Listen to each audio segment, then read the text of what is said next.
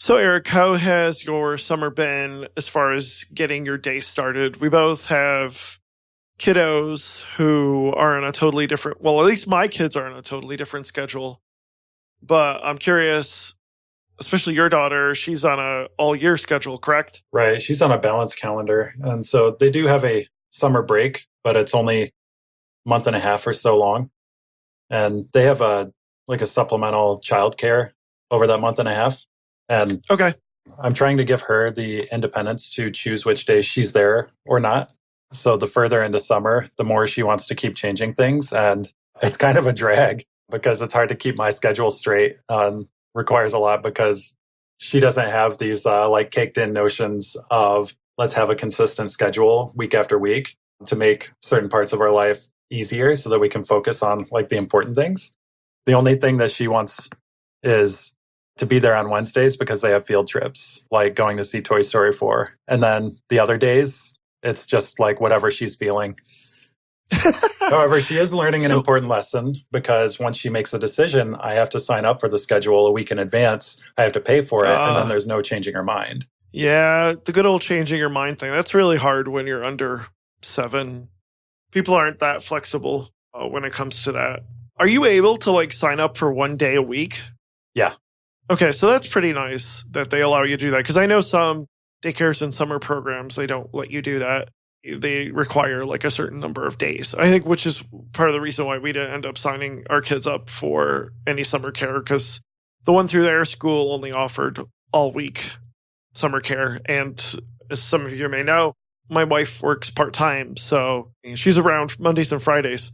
So it's really not necessary for us to pay 5 days of daycare. And quite frankly, like I work from home, so especially with the older ones, they can be occupied, which they are right now while we're recording this episode. Whereas like the little ones, they need supervision constantly. So luckily I have some relatives who help with that. But have you had any issues with like getting your day started? Over the summer, it's becoming more and more challenging. Over the school year, there were some changes, and a lot of that had to revolve around the bus schedule. So the bus picked her up at a very specific time, and it was really early.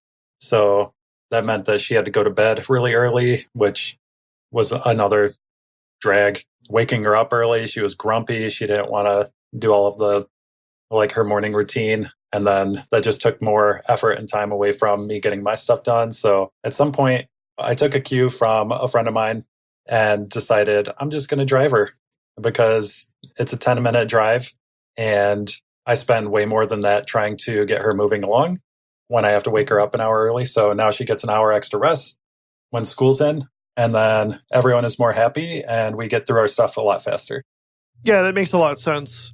Is she starting her summer days at the same time she's starting her school days? No, she starts childcare about half an hour later. Okay. I could bring her in as early as 7, but school starts at 8:30. I tend to bring her in around 9. I feel like that's been the case with me as far as taking the kids into like a summer camp. You could take them in earlier, but it costs more. And for me, especially when I'm taking them out to like the gym where they might have a kids camp, it's like, well, heck, it's a good opportunity for me to get a workout in at the same time. So I just make that part of my schedule. It doesn't cost extra for me to drop her off as early as 7, but usually she wants to sleep in until close to 8. So I end up just using that time while she's asleep to wake up. And I've talked about, like, it's easier for me to do my routine at home, whether it's exercising or whatever. And my wife will be here so I can go for a jog or anything like that. So I'm more like of the mind of waking up early so that I can get it done. As much of the like taking care of myself to get myself ready for the day before she gets up, so I can like partition those two things and focus on me. I'm ready, then I can focus on her and get her ready. So before we get into the adult side of getting your day started, maybe now, Eric, is a good opportunity for you to plug our social media accounts. Sure. Hey, by the way, you're listening to the OK Productive podcast. If you hadn't already realized that, if you're here by mistake, I hope you stay tuned. And if you like what you hear, you can find us on social media. We're on Facebook, Instagram, and Twitter at OK Productive. That's all one word, no spaces or special characters or anything. And you can also find our episodes and subscribe on our website, okproductive.com. Have you ever listened to a podcast on accident? I don't think so. Would that be a happy accident, though, if you started listening to the podcast on accident? Yeah, it's like the Bob Ross accidental listening to a podcast, and you just go with it, and you discover that it's the most pleasant and rewarding thing ever. So, our first episode 100 years ago, we did sleeping. I think it's underrated how important sleeping is to productivity. And I thought, we're here, episode 26 now. Maybe we should discuss a little bit more, a follow-up to that. Hopefully you have a good night's sleep. What do you do to get your momentum going on your day? And we'll talk mostly about the morning, but for some people, they have different times of day that they can get a lot of work done. But for you, Erik, how do you build momentum to your day after a long night's sleep? By a long night, do you mean like if I oversleep? Or I'm just getting a solid amount of rest? I'm getting a solid amount of rest. Thank you for differentiating that. Okay. And so when I get a good night's rest, actually, I guess whether or not I get a good night's rest, I try to stick to my morning routine. Although, like, for example, as we drag into summer and all of the chaos with getting my daughter ready for childcare ensues, it's getting harder and harder. I try to stick to that routine. And even if it's just something, like this morning, I did a little bit of exercising, and it wasn't my full routine. I just didn't have it in me, but I needed to do something because I know that, if that kind of stuff is weighing on me, I'm just going to regret it. And I'm not going to shame myself or anything like that, but I know that all of my routine is pretty simple stuff, and it doesn't take much to just do some push-ups or go and just jog a little bit or do something. So when you say routine, is it the same thing every day, or is it certain things, certain days, or what do you mean by routine? Kind of. I've had some revelations. So for taking care of my body, physical activity, I don't get a lot through the day because a lot of what I do is sitting down.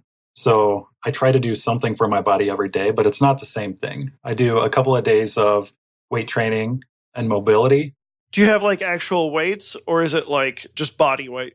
It depends. If I'm not at home and I don't have access to my weights, I have a handful of exercises that I keep at the back of my head that I can do that are still strength training, but they're all body weight.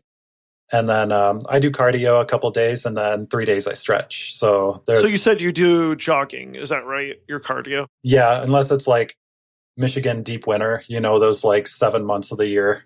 Where it's 20 below and your face is going to freeze off. Yeah. Yep. Where I'll bike. I have a wind trainer in the basement that I can set up. Okay. Gotcha. But it's something every day. Yeah. So I have a few options. Most of the time I end up working at my local gym.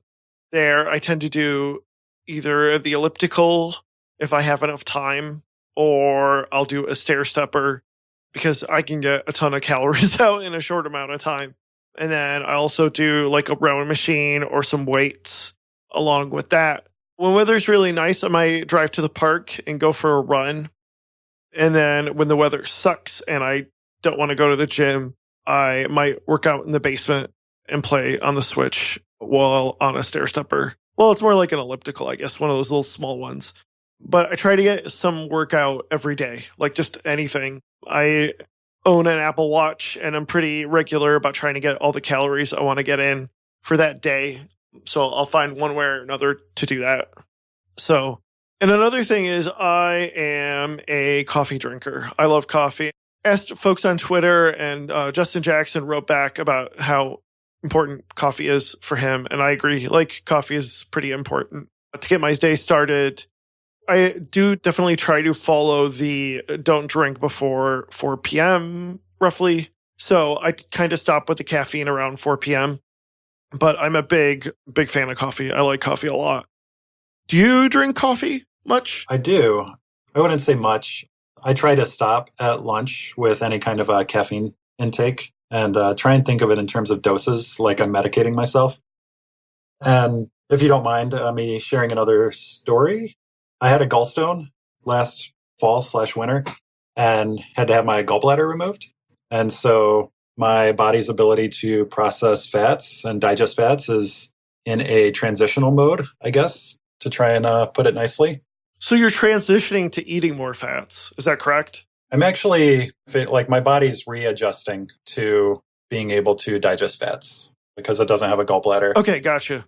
I won't go into the details, but it means that initially I had to completely remove my normal morning beverage, which was a high calorie coffee drink that had like peanut butter, coconut oil, butter, and then a scoop of protein powder in it.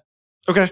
And it tastes really good, but it's super high in fat. And that like calorie kick plus the caffeine got me a long way through the day. And that was all I needed. But now with my body still figuring out fats to a certain extent, I've changed it up. So I don't always incorporate the coffee and the coconut oils and peanut butter and like a lot of the fatty stuff and do these like low fat cream cheese milkshakes. And those are pretty good. They're still pretty high calorie, but don't have as much fat. And they also don't have the caffeine.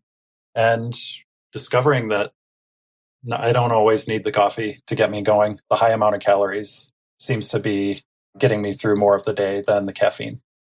Interesting. So it sounds like that's your breakfast, more or less, right? Yes. Yeah, that is breakfast. Okay. I have pretty regularly skipped breakfast. I'm trying to do like an intermittent fasting thing in the morning and basically eat like a big lunch. So, if I'm hungry in the morning, like really hungry and I didn't eat anything the night before, I might have breakfast, but I usually try to avoid breakfast just to have more calories than I actually need. So maybe we should get into, is morning your most productive part of your day? Are you a morning person? Well, actually, do you mind if I ask about, it sounds like the skipping breakfast is intentional. Has that always been the case? Or has it been like reflections on not just eating breakfast for a while and then trying to form a diet around that? Yeah, that's a really great question. I find myself through most of my life not hungry in the morning. And I feel like forcing myself to eat extra calories in the morning when I really don't need to, I don't find it super helpful. So it's basically like, okay, if I'm going to try to limit the amount of calories I'm taking, why force myself to eat when I'm not hungry? And that's kind of part of it. Does that make sense? Yeah, I like that you're listening to your body and then trying to figure out how to adjust your diet to accommodate what your body is telling you instead of just prescribing to some method that some person wrote on a blog or something like that. Right. And I mean, I think it's been proven that like the whole idea of breakfast, the most important meal of the day, is like kind of BS. I mean, it's not to say I don't like breakfast. I love breakfast, but like I can eat pancakes and eggs and bacon at 12 o'clock. Why do I need to do it at 8 o'clock? Mm-hmm. So yeah, I don't usually eat breakfast pretty regularly. I try to skip it because I try to limit the calories I take in. Okay. I take it you do drink coffee in the morning or water or Yes. something? I drink coffee and water basically till 4 p.m., 3 p.m., and then I cut myself off after that. Gotcha.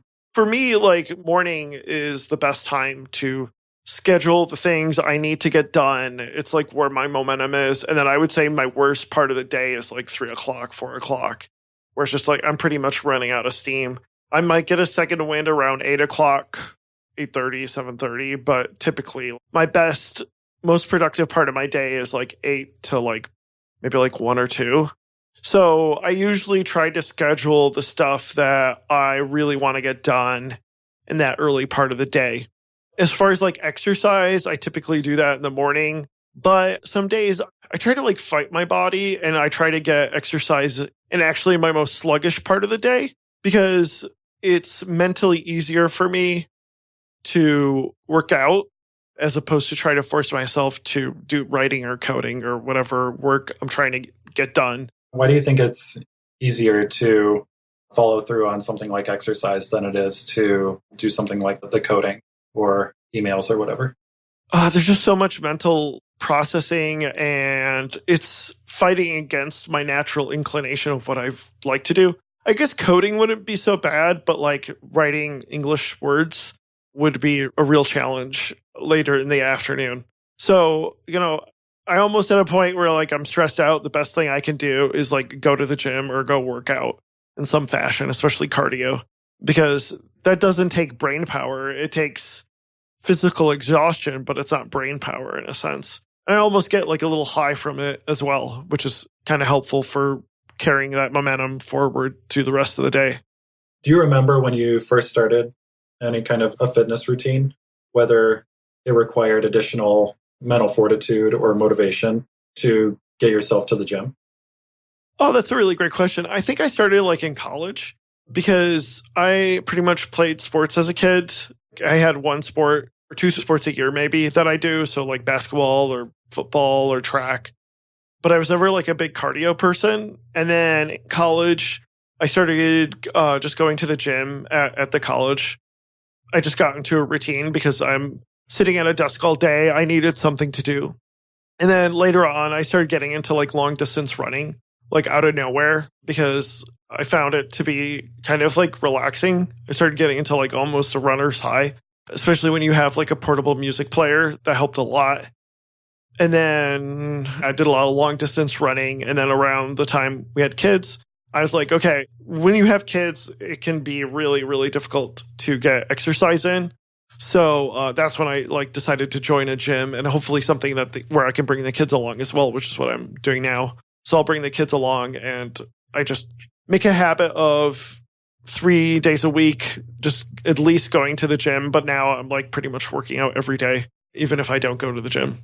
Yeah, so it sounds like by developing the routine, you've kind of eliminated any kind of motivation or drive that it takes to get you to do some physical activity in the morning. Yeah, I think it's a combination of habit and scheduling. Like if you put in your calendar that you're going to work out and you make it a routine, I think it makes it a lot easier. But if you are just like, I'm just going to work out on Tuesday, but you don't have a time set, you don't have it time boxed in your calendar, it's going to be really difficult. Mm-hmm.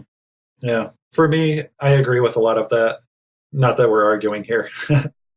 For me, it's a lot of relative. Like everything is relative to me getting out of bed.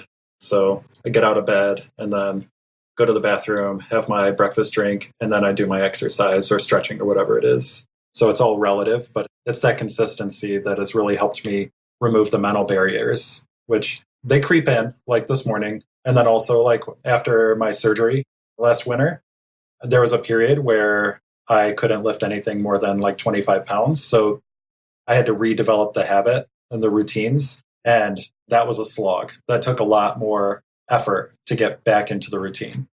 So like one of my biggest challenges is when I'm in that afternoon part of the day where I just am mentally exhausted. Like that's where the distractions start creeping in. What do you do to remove those distractions?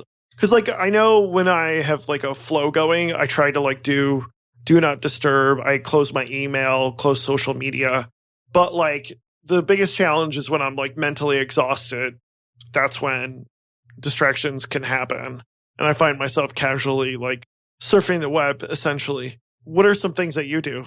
I'm still figuring it out, but some things that I'm trying right now are when I notice that I'm getting distracted, I'll just roll with it. And I will just acknowledge that there is something that my mind needs right now, that I'm not into the work that I'm supposed to be doing or supposed to, or like whatever I've prioritized. So I'll try to just get up and step away.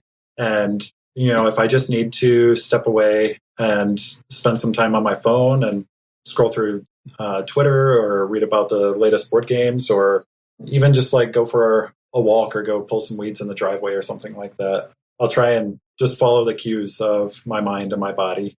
What I'd like to try is maybe having like a bucket list of items that I will find easy and delightful to do when I am like distracted.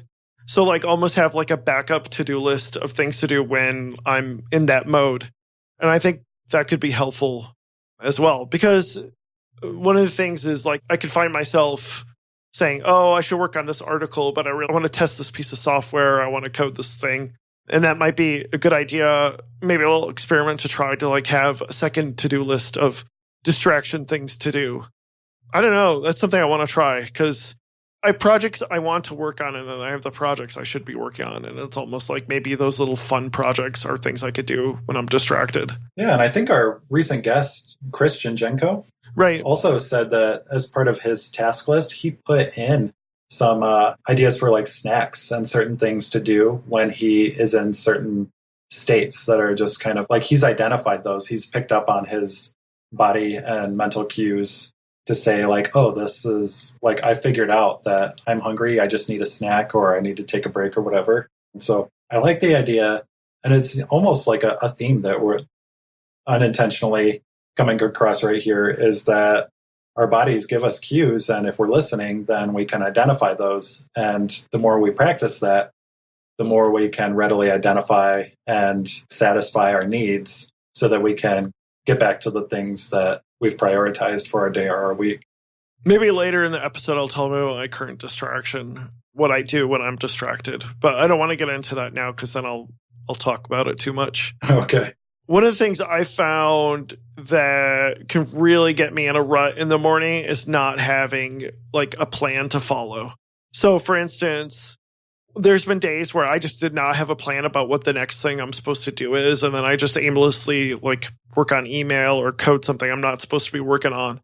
I think that's one thing is just having some sort of plan to follow. Otherwise, you can get up that morning and you're like, wait, what am I supposed to be working on? Especially if you're your own boss, of course. What do you do to avoid those kind of situations? I have a weekly checklist that I do, and I try to make sure that I have enough to fill my week up. And then a lot of that stuff is scheduled, but just by day. And then I have maybe half or 2/3 of that list is just things that I can do whenever I find the time. So I almost always have stuff that I can pull from there. And it's challenging because none of that list is in a priority order. So it gives me the opportunity to find things where, you know, if I have 5 or 10 minutes, I can see like, what can I make progress on in that 5 or 10 minutes? But it's not necessarily the most important thing for me to be working on.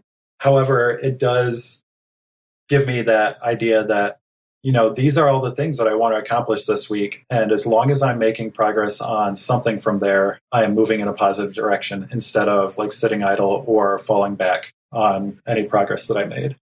And this weekly checklist, this is just like a text file, essentially. Yeah. So my friend Katie turned me on to this free web app called Notion. There's a paid version, but I use the free one for my to-do. And I actually created a template. One of our listeners, T-Lock, hi T-Lock, reached out and asked if I could share those with him. So I turned it into a template so that I could share it more easily for anyone who wanted. So like if anyone wants to see what it is or actually follow the link and see how easy it is to actually set up a really simple one page, like easy to print or easy to check off on a computer or on your phone, I can share that. I'll include it in the notes and put it on social media too. Cool. Anything else you want to mention before we close out? So I have 2 things I'm kind of curious about. One is if you suddenly have some time freed up and it's unplanned, or there's an interruption that completely throws off your day or your week. What kinds of things have you tried, or is that something that you struggle with or happens very often? Yeah, that's a really great question. So a couple of things. Let's deep dive into each of those.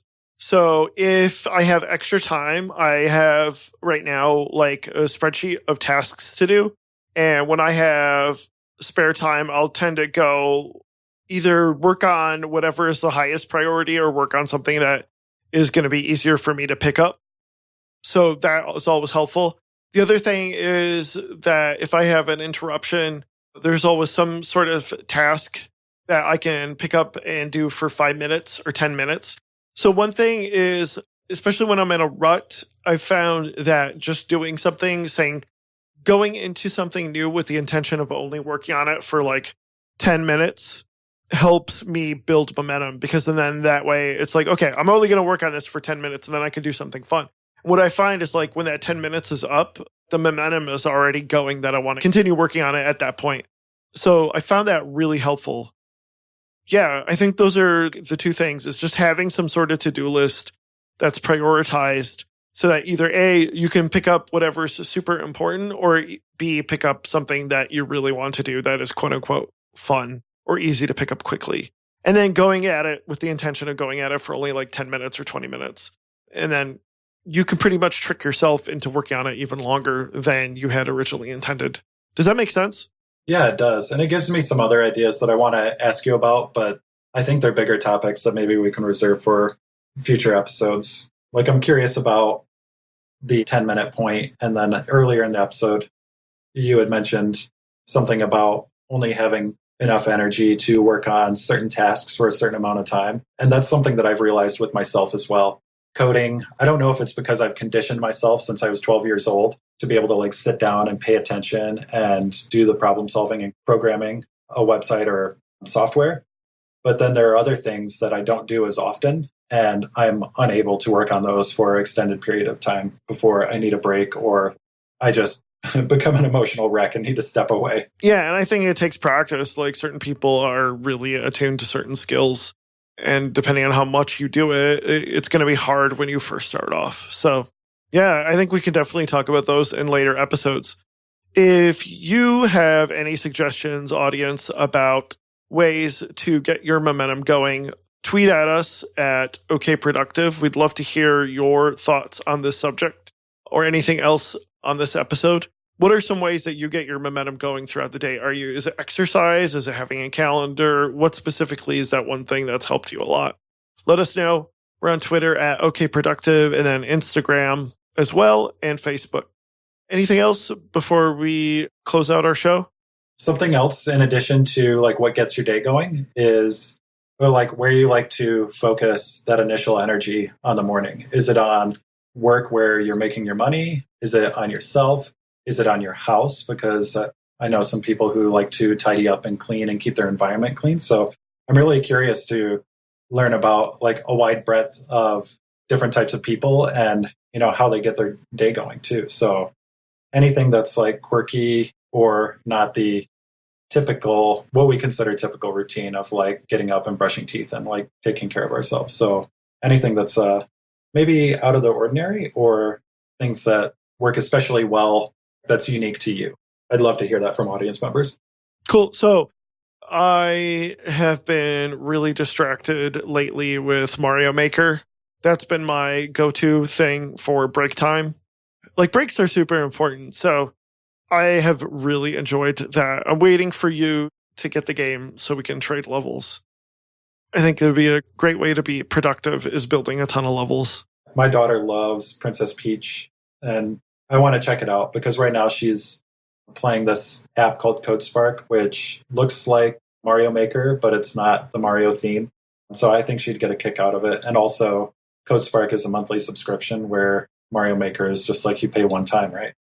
Right, exactly. So, Eric, you hosted your demo night, but this month it was with kids at a local like kid maker store, correct?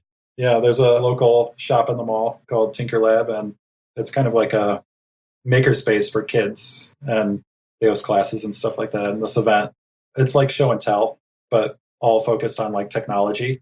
And I wanted to do one just for kids. So my daughter, who's 6, come out and talk about CodeSpark, and then had half a dozen other kids showing Ozobots and Bloxels and all kinds of stuff that was just like really, really impressive to see all the things that kids are getting into these days. And I wish so bad that I had when I was a kid. But, I know. Now I have an opportunity to re-experience my childhood through my daughter. So I'm excited about that. It was a fun event. I'd like to get some ideas from the audience. We have, a decent developer audience, but what are some really cool toys that you have seen really are helpful to kids to like teach them how to program and logic and that kind of stuff? So tweet at us any suggestions you have about that. But there was some the Bloxels was pretty cool. Yeah. It seemed like CodeSpark is more like teaching kids how to like program, whereas Bloxels was more how to build a level. Is that correct? I think it covers both. Okay. Kids only get 5 minutes to show something at this event. They didn't have the opportunity to really dig into other features. But yeah, if you do share something that you're working with to get your kids into coding or logic or like any kind of STEAM activities, let us know what age they are as well, because there can be a big difference between something that is for a kid who can't quite read and someone who's in middle school. Yeah, that makes a big difference. Yeah. Cool. Well, thanks for coming on the show. Yeah, happy as always. Good to talk to you and catch up. Yeah. And we will talk to you next time. Bye-bye.